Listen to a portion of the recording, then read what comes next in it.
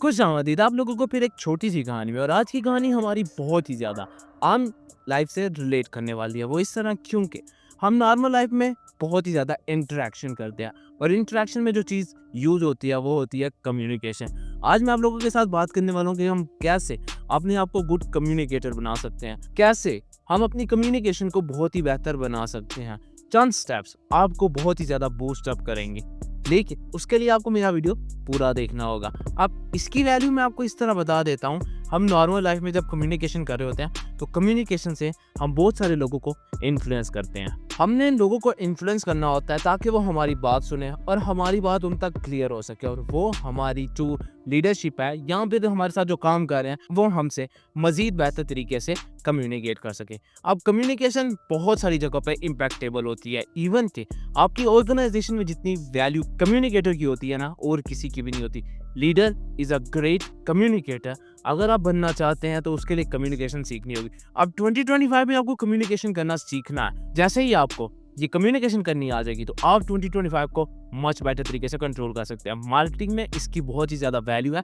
अगर मार्केट से रिलेटेड कोई इंसान ये वीडियो देख रहा है तो मुझे कमेंट बॉक्स में लास्ट भी बताए कि यार क्या सच में कम्युनिकेशन मार्केट में इम्पैक्टेबल होती है या नहीं। तो चलिए हम अपनी कहानी का बाकायदा आगाज़ करते हैं। बट चंद स्टेप्स को देखने से पहले मेरी एक छोटी सी रिक्वेस्ट है आप लोगों से। आपको मेरा कंटेंट वैल्यूएबल लग रहा है तो आपने मेरी वीडियो को लाइक करना है। उसके बाद एक अच्छा सा कमेंट करिएगा वीडियो के नीचे ताकि मुझे कुछ नया सीखने को मिले। और लास्ट में आपने मेरी चैनल को करना है सब्सक्राइब ताकि मुझे एक सब्सक्राइबर के बाद मोटिवेशन मिले और नेक्स्ट आने वाला कंटेंट इससे भी ज़्यादा इंटरेस्टिंग हो। तो चलिए कहानी का बाकायदा आगाज़ करते हैं।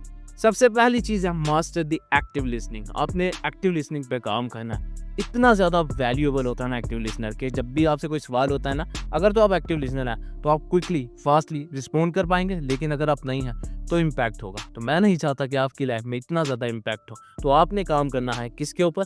एक्टिव लिसनिंग पे। जैसे जैसे आपकी एक्टिव लिसनिंग बेहतर होती जाएगी वैसे वैसे आप भी मज़ीद बेहतर होते जाएंगे। हाँ, कुछ सूरत में नहीं भी होता, लेकिन बोरियत वाला काम है। मैंने अपनी पर्सनल लाइफ में जब इसको अप्लाई किया था मुझे बोरियत लग रही थी। हम जब लेक्चर सुन रहे होते हैं हम एक्टिव होते हैं, लेकिन हमारी एक्टिव लिसनिंग तब भी ऑफ होती है। वो इसलिए क्योंकि हमें पता है कोई सवाल नहीं होगा, कोई रिएक्शन नहीं होगा। लेकिन जिस टीचर का डर होता है ना, उसके लिए हम बहुत ही ज़्यादा एक्टिव होते हैं कि यार ये सवाल करेगा, इसको रिस्पॉन्ड भी करना है, नहीं करेंगे तो आगे से डांट पड़ेगी। तो ये चीज़ हमेशा इंसान के अंदर होनी चाहिए, क्यूरियोसिटी होनी चाहिए, ताकि जब भी वो किसी चीज़ को सुन रहा है तो एक्टिव हो। एक्टिव होने से बहुत ज़्यादा बेनिफिट होते हैं। हो सकता है कभी कभार आपको वैल्यूएबल डेटा मिल जाए। ये चीज़ मैंने अपने 2020 के सेमिनार में देखा था। जब मैं 2020 का सेमिनार कंडक्ट कर रहा था तो मतलब बोरियत है, लेकिन फिर भी जब मैंने उनकी बातें सुनी तो मुझे थोड़ी बहुत वैल्यूएबल लगी। मैंने कहा यहाँ पर एक्टिव लिसनिंग काफ़ी काम आती है। लिसनिंग नॉर्मल थिंग है, एक्टिव लिसनिंग नॉर्मल से भी एक स्टेप ऊपर चली जाती है। अगर आप एक्टिव लिसनिंग पे काम करना चाहते हैं तो उसके लिए हम एक और डेडिकेट वीडियो बनाएंगे जो कि आपको एक बहुत ही अच्छा एक्टिव लिसनर बनाने वाली है। नेक्स्ट चीज़ है work on clarity and simplicity. अब ऐसा है, हम लोग अपने कामों को बहुत ही ज़्यादा लंबा चौड़ा बताते हैं, जो कि बहुत ही ज़्यादा गलत चीज़ है। हम लोगों ने अपनी चीज़ों को प्रिसाइज करना, और जितना वैल्यूएबल डेटा थोड़े से डेटा में देंगे ना, बहुत ही ज़्यादा लोग आपको पसंद करने लगेंगे। आपको पता है जितना जितना जदीद दौर आता जा रहा है उतना उतना चीज़ों को और भी कम करके देखा जा रहा है। क्योंकि अब शॉर्ट्स का एग्जाम्पल आपके सामने है। लोग लॉन्ग टर्म वीडियोस की जगह पर शॉर्ट टर्म देखते हैं। क्यों? क्योंकि उनको शॉर्ट टर्म डेटा चाहिए होता है। अब हम लोग भी पर्सनल लाइफ में शॉर्ट टर्म डेटा पे ही काम करते हैं, और हम समझते हैं कि जितना शॉर्ट होगा उतना ज़्यादा बेहतर है। तो आपने भी वही करना है कि छोटा लिखे, क्लियर लिखे और सिंपल लिखे, ताकि सामने वाले इंसान को मज़ीद बेहतर है। और यही बात जब आप कम्युनिकेशन कर रहे होंगे तब भी अप्लाई करनी है। थोड़ा बोलें लेकिन साफ बोलें। उससे ऐसा होगा कि सामने वाला इंसान बेहतर तरीके से समझ पाएगा और आपका डेटा या आपकी इन्फो ईजीली उन तक क्लियर हो पाएगी। लीडरशिप में ये बहुत ही ज़्यादा वैल्यूएबल होती है। नेक्स्ट चीज़ है pay attention to non verbal cues. अब ऐसा है कि हम नॉर्मली जिस तरीके से बात करते हैं वो तरीका नॉर्मल बोरियत वाला होता है, लेकिन इसमें एक क्यूज होते हैं, बॉडी टेक्सचर होता है जो कि बहुत ही ज़्यादा वैल्यूएबल होता है। बॉडी पोस्चर हमेशा से इम्पैक्ट डालता है हर इंसान पे। लाइक मैं अपनी बात करूं, मैं यहाँ पे बैठा होता हूँ, अगर मैं ढल होके बैठा हूँगा तो आपको मेरा वीडियो हो सकता है पसंद ही ना आए, लेकिन जब मैं एक्टिव बैठा हूँगा तो आप मुझे देखकर बोलेंगे यार ये बंदा कुछ वैल्यूएबल डेटा बताने वाला है, इसको देखो। Even I am using my hand, तो मेरे हाथ के टेक्सचर भी आपको बताते हैं कि यार इंसान काफ़ी अच्छा कम्युनिकेटर है। और जैसे जैसे चीज़ें कम्युनिकेट होती जाती हैं वैसे वैसे निज़ाम भी अच्छा होता जाता है। लेकिन एक मसला आता है, और वो ये कि हम लोग कभी भी वैल्यू नहीं देते नॉन वर्बल कम्युनिकेशन को। हम लोग सिर्फ नॉर्मली कम्युनिकेट कर रहे होते हैं, 1 2 3 4 डन। लेकिन नॉन वर्बल कम्युनिकेटर बहुत ही ज़्यादा इम्पैक्ट डालती है। आपको बताता चलूँ कि जितने भी इन्फ्लुएंसर हैं वो नॉन वर्बल वर्ड्स का यूज़ करते होते हैं, नॉन वर्बल गेस्चर का यूज़ करते हैं। सामने वाला इंसान उनके अटेंशन को देखता है और वो उनका फ़ैन हो जाता है। आपको भी यही चीज़ें समझनी है। आई नो कि ये चीज़ें काफ़ी ज़्यादा टफ उस सूरत में हो जाती है जब हम इसको प्रैक्टिस नहीं करते। इसके लिए आपको बाकायदा प्रैक्टिस करनी है।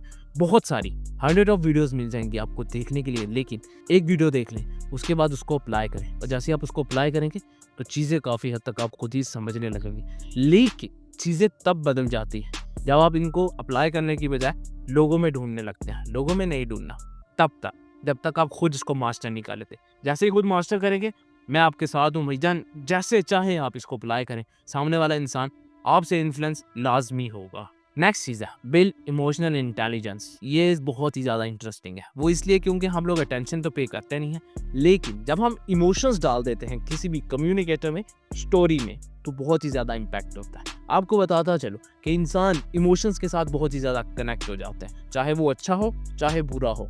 इवन कि बहुत सारे लोग सिर्फ इमोशंस की वजह से लोगों को याद रखते हैं। लोग ये याद रखते हैं कि यार ये बंदा बहुत ही इमोशनल है, इसको याद किया करो। ये बंदा बहुत ही हेल्पफुल है, इमोशन से कनेक्टेड हो चुका है, इसको याद किया करो, ये बहुत ही ज़्यादा हेल्पफुल है। क्योंकि इमोशंस की बहुत ही ज़्यादा वैल्यू है और आई नो कि इमोशंस बहुत ही ज़्यादा इम्पैक्ट भी डाल रहे होते हैं। आहिस्ता आहिस्ता करके चीज़ें चेंज हो जाएंगी, लेकिन उस सूरत में जब आप इसको इम्पैक्ट में लेकर आएंगे। कोई मसला नहीं है, आहिस्ता आहिस्ता लेकर आएँ। नेक्स्ट चीज़ है प्रैक्टिस प्रैक्टिस प्रैक्टिस। प्रैक्टिस बहुत ही ज़्यादा इम्पैक्ट डालती है, तो आपने काम करना है प्रैक्टिस के ऊपर। जैसे जैसे प्रैक्टिस करते जाएंगे वैसे वैसे चीज़ें भी बेहतर होती जाएंगी। I know this is the most toughest thing कि हम लोग इसको अप्लाई नहीं कर पाते। प्रैक्टिस करना इंतहाई इंपॉर्टेंट है, लेकिन हमारे यहाँ पर प्रैक्टिस नहीं करते। हम लोग कहते हैं डायरेक्ट रिजल्ट ले आओ। डायरेक्ट रिजल्ट कभी नहीं आता, प्रैक्टिस करेंगे तभी रिजल्ट मिलेगा। एक और इम्पॉर्टेंट चीज़ और वो है फीडबैक। अब आपने फीडबैक लेना है। जब तक आपको फीडबैक मिलता जाता है आप बेहतर होते जाते हैं, और जब फीडबैक मिलना बंद हो जाएगा तो आप बेहतर होने की बजाय ख़राब होना स्टार्ट हो जाएंगे। मैंने अपनी लाइफ में पर्सनली जब देखा था तो मुझे एनालाइज हुआ कि यार नहीं, फीडबैक ज़रूरी है इंसानी ज़िंदगी में, और जैसे जैसे फीडबैक आता जाता है वैसे वैसे चीज़ें बेहतर होती जाती है। I know this is the most toughest thing हम लोग फेस जो करते आए। अब ऐसा नहीं है कि आपको फीडबैक हर जगह पे मिलेगा, बहुत सारी जगह पे नहीं मिलता है। जहाँ पे नहीं मिलता है वहाँ पे आपने मज़ीद काम करना है ताकि आपको फीडबैक मिले। अच्छा बुरा इट्स डजंट मैटर, लेकिन फीडबैक होना बहुत ही ज़्यादा ज़रूरी है। जैसे जैसे फीडबैक आता जाएगा आप मज़ीद बेहतर होते जाएंगे। लेकिन मसला वहाँ पर आता है जहाँ पर हम लोग फीडबैक की जगह पर अपने आप को बेहतर समझ रहे होते हैं। अपने आप को बेहतर समझें, कोई इशू नहीं है, लेकिन तब मसला आता है जब आप अपने आप को मज़ीद बेहतर समझते रहते हैं और फीडबैक के ऊपर काम नहीं करते।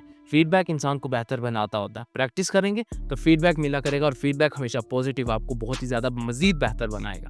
दिस इज़ द स्टोरी कि कैसे आप कम्युनिकेटर बहुत ही अच्छे बन सकते हैं। अगर आप इनके ऊपर प्रैक्टिस कर लेते हैं तो यकीन माने आप लोग बहुत ही कमाल के कम्युनिकेटर बन सकते हैं। मैंने इसको पर्सनली अपनी लाइफ में काफ़ी ज़्यादा अप्लाई किया, जिसकी वजह से मुझे रिस्पॉन्ड भी अच्छा मिला, और जब रिस्पॉन्ड अच्छा मिलता है तो इंसान ठीक ठाक बन जाता है। तो this is the stories of today's and I will catch you in next. भाई को इजाज़त दें।